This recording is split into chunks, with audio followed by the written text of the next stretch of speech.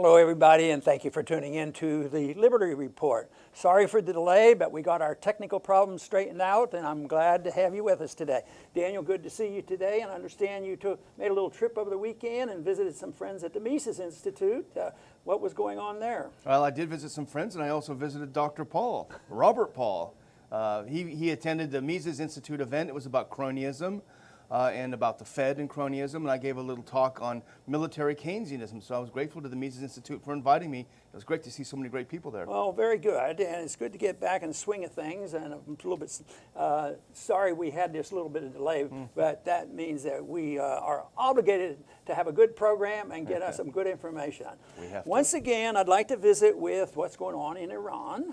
There was a deal, a nuclear deal that Trump sort of canceled our position. This has annoyed the Europeans, and now the Europeans are saying, well, it's more dangerous now than ever.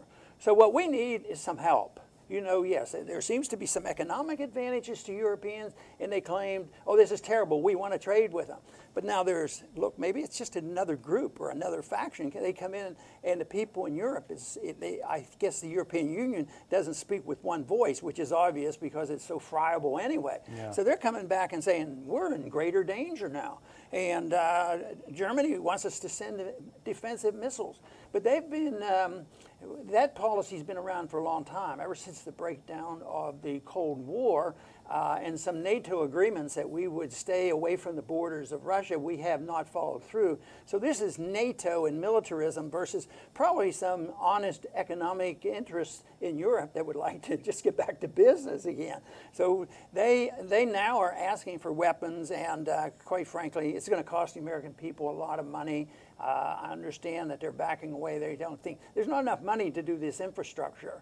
And my argument always been over the years, if we're going to spend the money, waste it here at home, build a highway, spend it here, even though some of these things shouldn't even be done. But anyway, they said that infrastructure isn't going to happen. Most of the money has to go into military. Into weapons, we have to send our missiles to Europe, antagonize the Russians even, stir up the Cold War, and then there'll be a lot of profits in the military-industrial complex. So I do not believe this move. Well, first, the getting out of that agreement that the Iranians would back off on their nuclear program is one thing, but I don't believe us aggravating things by putting more missiles in Europe has anything to do with our national security. I don't think it has anything to do with sound financial planning. I think it's a detriment to our finances. I think it has nothing to do with protecting our freedoms or our Constitution or our liberties in any way whatsoever. But so far they're not listening to us. And even though the Pentagon, well, we're not sure when we're going to do this or if we're going to do it, but I believe that the plans are in place and the missiles will continue to flow into Eastern Europe until we're broke. Yeah, and this is the THAAD anti-missile batteries that, as we noticed in an article, reportedly being sent to Berlin for the first time. And the question is, you talk about them pooling the THAADs toward them, which is possible, which is probable. But I wonder also about us pushing the THAADs onto them, because they cost $800 million each. These batteries, they're very pricey. They're made in Alabama, so that's American jobs, subsidized by the U.S. taxpayer. But the other issue is what are we defending? Who are we defending and why? A U.S. military official quoted into the Zero Hedge article that we both noticed said it would be a further political message to the Europeans that we're serious about protecting our allies. I didn't realize we were spending that much money to protect our allies. I think we're protecting the profits of the war profiteers. I think that is 99% of it. And there's always draw people in who are sympathetic to the patriotic argument, well, we have to defend ourselves, it's a dangerous world out there, and they won't listen to reason. But it has been going on. It seems like the peace dividend, although there was a little bit because we started trading, and there's still trading going on with Russia, but now there's also a faction that would like to destroy all of that, and it's causing this dissension within Europe. And I think that part is good.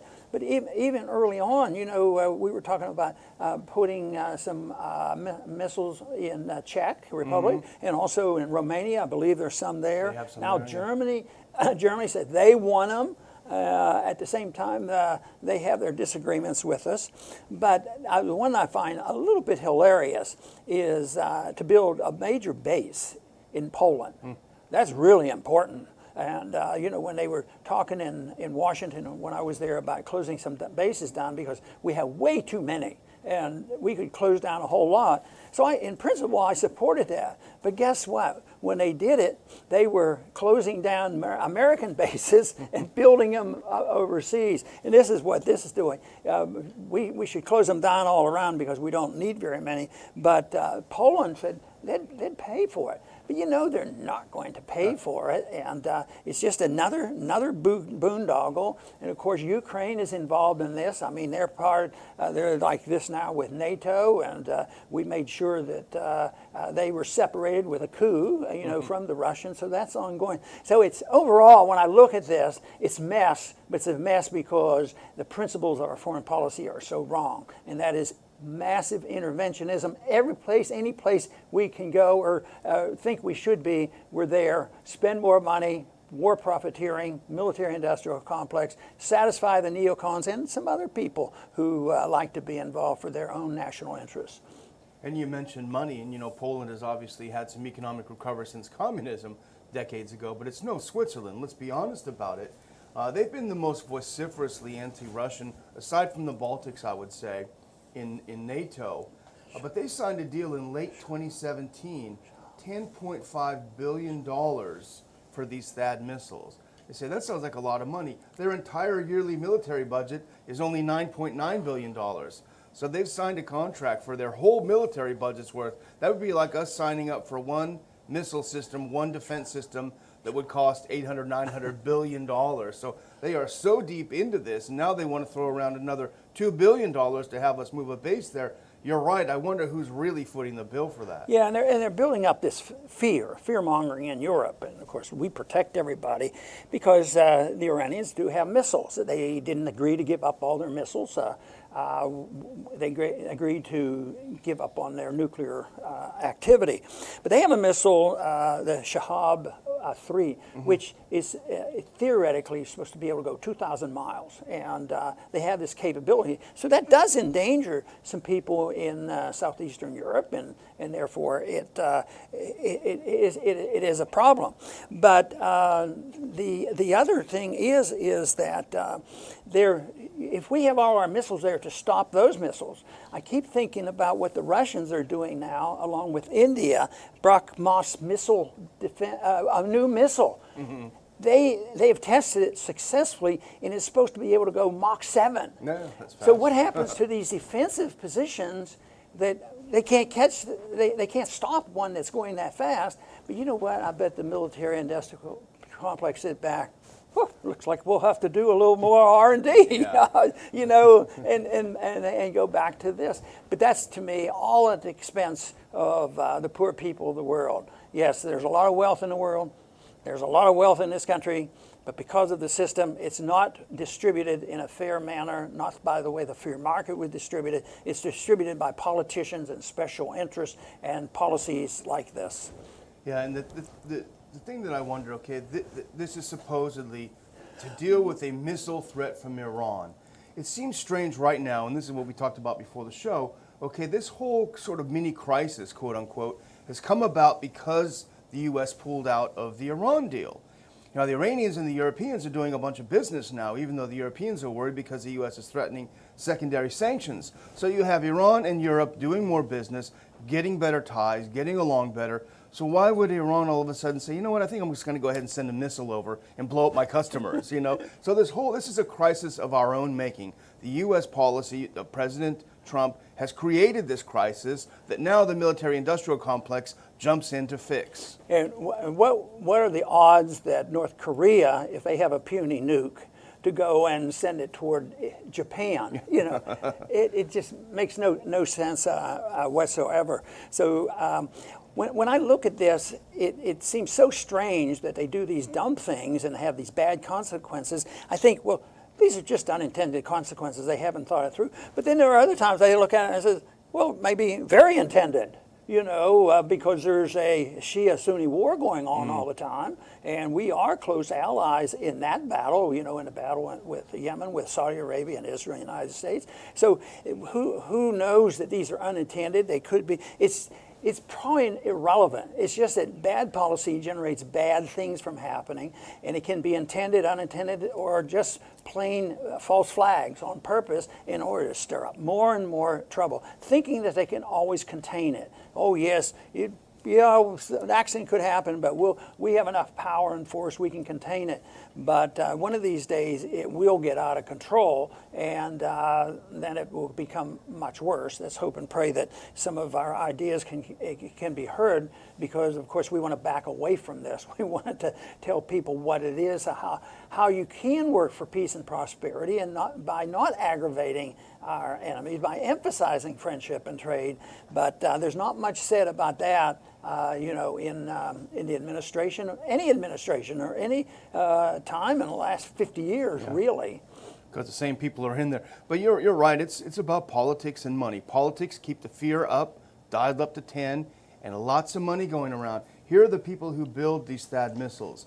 The lead contractor is Lockheed Martin, whose stocks are going through the roof. Subcontractors, Raytheon, Boeing, Honeywell, BAE Systems, among others. These are the most ones you know. But this is something that might shock you, Dr. Paul. All of these companies give a lot of money to the most anti-Russia, anti-Iran think tanks in Washington. So this is how it works. So I just did a quick search on the internet.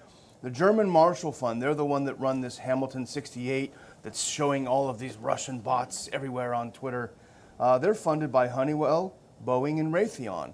All three of them working on these missiles, big money. Atlantic Council, they're the ones that are constantly attacking the need, to attack Russia, or to move against the Russian threat. Lockheed, Raytheon, Boeing.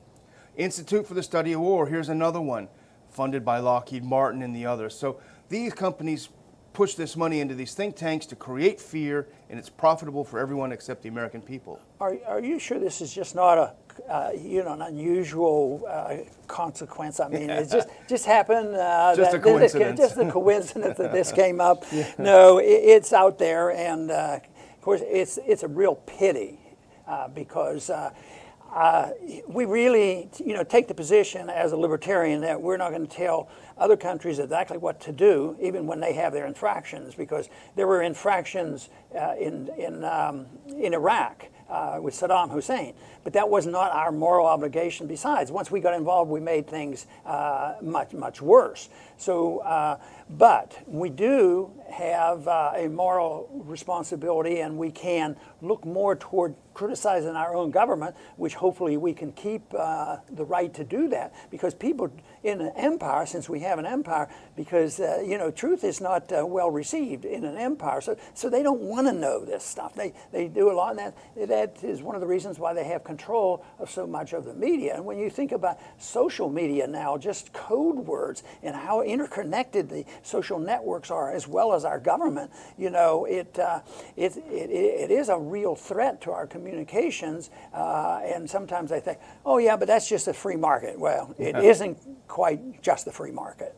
And I was actually talking to Robert Paul over the weekend about this whole idea that this is a huge ripoff, and the American people don't get it yet. They don't understand how they're being ripped off and how the elites are getting so wealthy at their expense, and telling them that it's the national interest, it's protect you, we're keeping you safe as you get poorer and poorer. So I would close by saying I apologize that our tickets are not on sale for our August 18th conference. We've had a little bit of also technical difficulties, Dr. Paul, but those are ironed out, and they will be on sale by the end of the day, by hook or by crook. The theme this year of our conference, we don't do heavy themes, but the general theme is media and war. This is something that I think is so critical for us to talk about. We're going to talk a little bit about it in August. August 18th, Washington, D.C., the Dulles Airport Marriott. I will send around information on getting tickets. as soon as we have one final link that we need to put in there. Very good. And I want to thank our viewers today for tuning into the Liberty Report. And once again, I believe we have another example that shows and gives us pretty good evidence that interventionism overseas makes no sense. It's not part of our national defense. It doesn't defend our Constitution. It doesn't defend our liberties. And it's so sad because of the media control that if you make any type of criticism of that, then you become anti-American, you become anti-freedom, anti-military, and you don't care about the troops. Well, quite frankly, I was very pleased when I was running for Congress and for president that there were more people that were willing to support my position because they thought I cared a whole lot about the troops by just bringing them home when they're totally unnecessary to be marching around the world looking for wars to fight.